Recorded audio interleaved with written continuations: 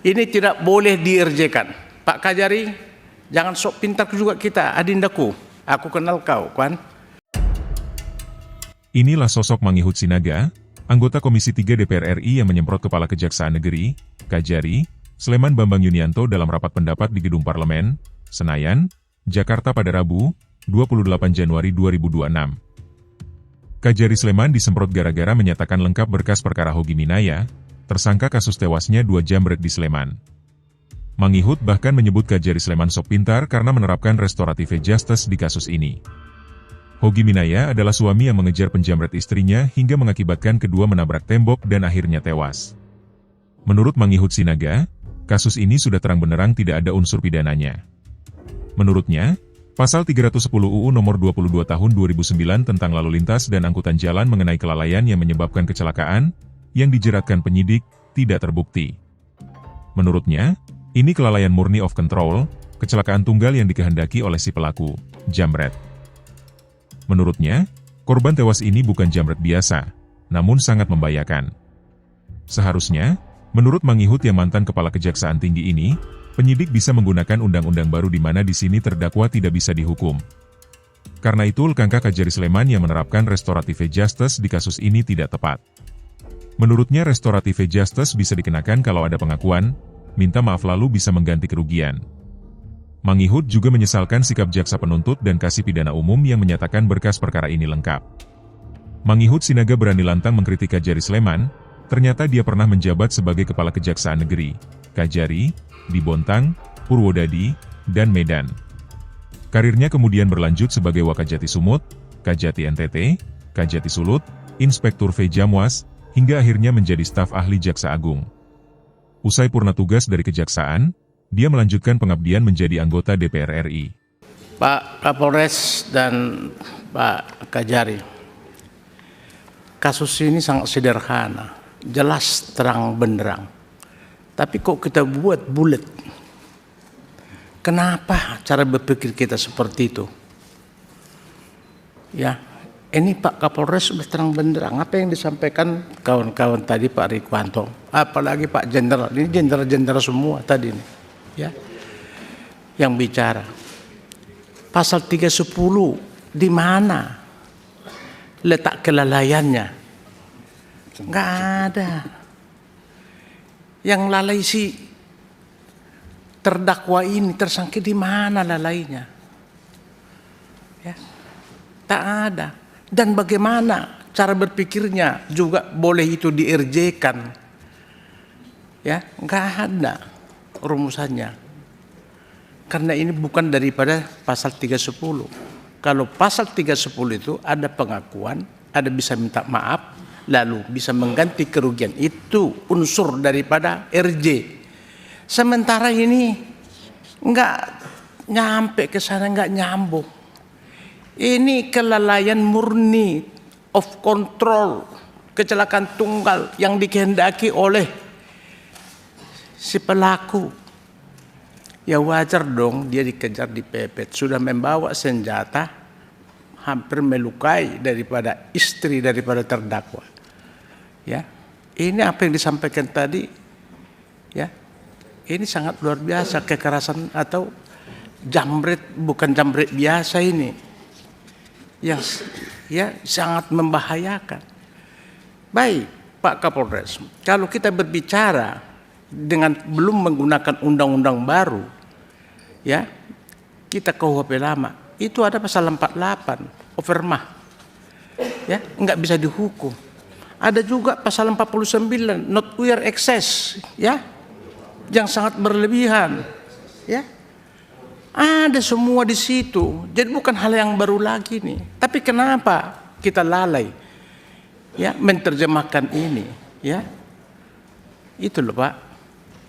Saya bingung kita ini, ya. Ya, saya tadi paham penjelasan Pak Kapolres itu satu sisi hanya melihat kasihan, ya. Tapi dalam hukum ini Pak nggak boleh kata kasihan, harus yang benar ya salah.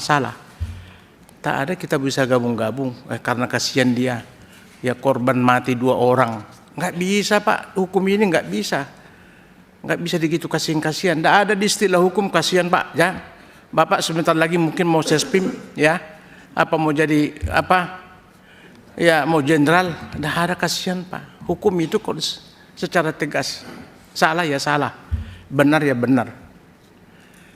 Jadi tidak boleh kita gabung-gabung dengan ada suatu peristiwa yang melihatkan ada meninggal dunia, kasihan. Ya kalau begitu Pak, ya hukum kita ini nggak jelas nanti, ya, nggak jelas lagi nanti, ya Pak. Jadi sepakat ini Pak, tidak ada, ya, bisa dirjekan ini. Tak ada peristiwa pidana di sini. Kalau mau peristiwa pidana ya penjamretan, kekerasan. Karena meninggal yang pelakunya udah tutup. Itu Pak. Tapi di dalam lalu lintas tidak ada di sini. Coba kita berpikir yang jernih aja Pak, ya, berpikir. Ini di mana kita mau ngerjakan ini? Dan ini menjadi objek pemerasan nanti. Karena nggak ada dasar hukumnya mengerjakan ini, karena bukan tindak pidana yang bisa dikerjakan. Kriterianya ada kesalahan, ya, minta maaf, bersedia minta kerugian, apa mengganti kerugian, itu unsur-unsur daripada RJ, ya, itu. Jadi ini di mana? Apa mau diganti kerugiannya? Orang kesalahan meninggal pun dia karena kehendaknya dia. Orang udah dipepet, dia udah tahu salah, ya seharusnya dia mau berhenti, menghindari supaya nggak mati dia kan. Tapi karena itu tidak, memang udah bagian resiko dia, ya terus dia tabrak tembok itu, ya mati dia, urusan dia itu. Jadi nggak dirjekan itu, gitu loh. Tolong, saya nggak tahu juga, Bu Jaksa juga dengan kasih pidum ini, apa dasarnya MP21 ini, ya. Saya nggak tahu, saya nggak perlu kubahas lagi lah. Oleh karena itu tolong kembali Adinda Kajari, ya, para jaksa-jaksa kita ini coba belajar yang benar aja lah, ya. Hindari sekarang ini, ya, permainan dengan koordinasi yang tidak benar antara penyidik dan apa. Kalau salah ya salah, nggak bisa. Apalagi KUHP yang baru loh, ya. KUHP baru ini nggak bisa, hanya sekali apa bolak-balik berkas perkara, ya. Kedua tentukan bisa apa tidak, selesai. Mau dirjekan sesuai dengan unsur-unsur kriterianya. Itu semua sudah diatur di KUHP yang baru. Jadi tolong persiapkan saudaraku Adinda, ya, jaksa-jaksa kita ini supaya profesional lah, ya. Jadi capek kau itu mengerjakan itu besok, nggak ada itu, ya. Satu-satunya ini adalah perkara harus dikesampingkan, ya. Nggak ada RJ, ya. Dan juga saya kira juga kalian mendapat pendapat ahli, ya, mendapat ahli ini juga saya sependapat apa dibilang Jenderal Rikuanto. Jaksa itu kan juga pintar loh, disekolahkan, didiklat, belajar hukum. Polisi juga seperti itu. Ya cuma dua alat bukti ada peristiwa pidana udah selesai. Ngapain kita pendapat ahli? Namanya ahli ini kalau lagi lurus ya lurus dia, kalau lagi bengkok ya bengkok dia. Yang benar aja. Gitu loh, namanya ahli-ahli, ya. Karena nggak ada kewajiban nama dia mau bicara lurus apa bengkok, nggak ada itu. Makanya sekali lagi tolonglah profesional lah kita para jaksa, para polisi. Jangan ketergantungan kita kayak makan obat kepada ahli. Apalagi peristiwa pidana begini. Yang boleh ahli itu adalah ahli tanah, ahli ini yang memang spesifik, ya, ya keahliannya, hak cipta dan lain-lain. Barulah kita meminta ahli, ya.